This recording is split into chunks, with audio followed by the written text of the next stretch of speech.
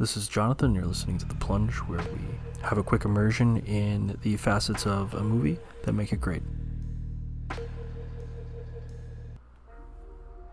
At the center of the James Bond film Skyfall is a battle of old versus new.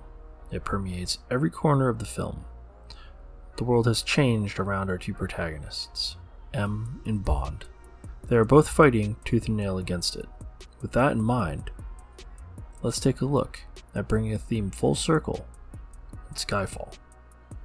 As we begin Skyfall, we get a classic Bond action sequence full of exposition that tells us a story about where James Bond is physically and psychologically, very similar to the way exposition was used to introduce us to the new James Bond in Casino Royale. We learn through his chase of the mercenary Patrice that James is slowing down, but his ego is still the same ego that he's always had, despite the fact that he's lost a step. In this opening sequence, we get hints of the core theme. Patrice steals what appears to be a standard issue police motorcycle, while James picks up a beaten, rusty one to chase him on. We also get the new agent, Moneypenny, shooting James accidentally, ending his pursuit of the target, and we see James fail for the first time. Following a similar trajectory in the film is the head of MI6, M. After the opening sequence in the famous Bond opener, we find M contemplating Bond's death. We also find that she's had a replacement sent to perhaps persuade her to retire with dignity. Mirroring James's attitude, M promptly says, "To hell with dignity." Both characters showing that they are unable to put their past fully behind them.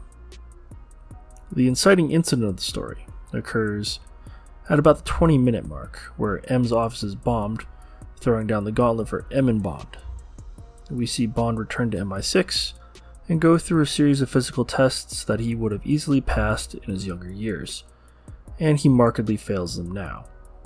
This includes a scene where Bond is unable to steady his hand while shooting his pistol. This will come back around later. Mallory, M's replacement, comments that espionage is a young man's game. M resists the change, just like Bond does, and reinstates his agent status, despite the fact that he failed all of his tests, which we will later find out.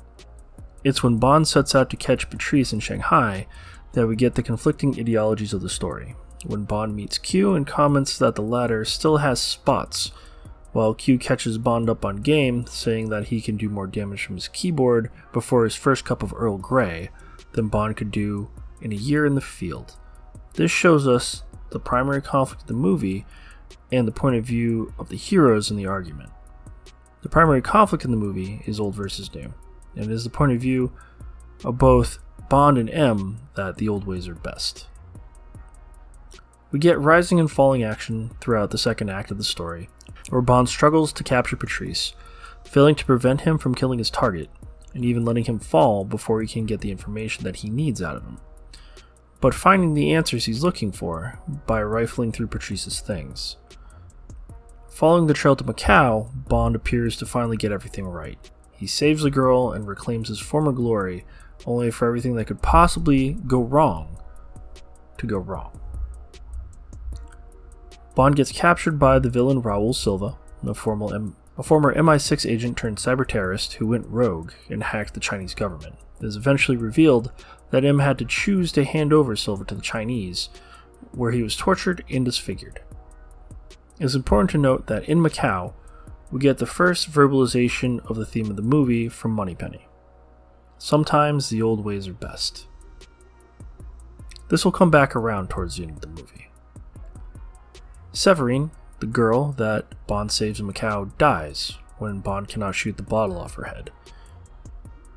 Something that we saw foreshadowed in Bond failing his physical exam, and Silva then relays the truth to Bond about how he failed every exam, saying that M knew he was not fit for the field, but she sent him anyway. However, Bond alerts MI6 with the radio that Q gave him, and Silva is captured. Silva is then brought back to London for extradition. In a series of bad to worse events, Silva hacks MI6 when Q tries to decrypt his computer, and M is getting smeared at her hearing in Parliament. Silva overrides all of the security at MI6, escapes, tries to kill Bond with a train, and then tries to kill M at the hearing. This is the low point of the movie for our heroes. In order to set a trap for Silva, Bond brings M back to his family home, Skyfall, in the Scottish Highlands, and has Q leave a digital trail for Silva to follow, effectively bringing Silva out of his expertise with technology and into Bond's own. When they arrive at Skyfall, they are greeted by the games master of the house, Kincaid, who relates the story of how James got trapped in a tunnel when he was young. This tunnel will come into play later. Here, the theme is reiterated by Kincaid as they are booby-trapping the house, and he puts James's father's hunting knife on the table. Sometimes the old ways are best. To compound the theme again, the battle kicks off by Bond using the original Bond, Aston Martin, to gun down a large swath of Silva's henchmen. During the action, M and Kincaid escape through the tunnel that James was trapped in as a child and head to the nearby chapel.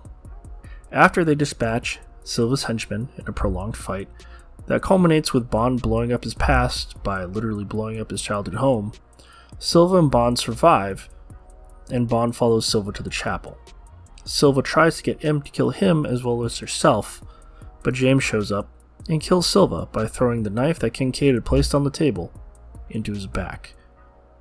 This way, Silva, who represents the new ways, is literally killed by the old ways, bringing the theme back around full circle. M succumbs to her wounds and leaves Bond the ceramic bulldog that has a British flag painted on its back from her desk in her will. Her way of telling Bond that he's still needed, because sometimes the old ways are best.